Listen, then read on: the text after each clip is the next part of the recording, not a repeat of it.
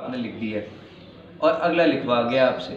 अब ये बताएं, आप इसकी ताज़ीम कर सकते हैं? अब ये ख़ुद बताएं, आपको अगर रास्ते से मिले, ठीक है, अब मुझे नहीं पता कि आप पैदल फिरते हैं या सवारी पर होते हैं। कभी पैदल फिरे, मैं तो यहाँ से गोल्डन शीफ तक पैदल जाता हूँ, राजा बाज़ार से G7 पैदल आता हूँ, रास्ते में हज़ार जगह पे ये मिलता है, ठीक है। और बहुत अरसा वेला रहा हूँ, काम नहीं था मेरे पास और अक्सर नहीं होता काम, तो उसमें फिर ये निगाह पड़ती है। कभी कभी तेज़ी से ज़िंदगी गुजरती है कि सवारी इंसान के पास होती है, तो और काम बहुत सारे होते हैं। हो सकता है आप बहुत मसरूफ़ शख्स हों, या आपने फ़ील ना किया हो, ये नालों से भी नाउज़ुबिल्लाह मिलता है और गुनाह आपके का। आपको एक चीज़ बता दी गई है और आपका फ़र्ज़ बनता है कि आगे आप उन लोगों को रोकें कि यार भाई इसकी ज़रूरत नहीं है।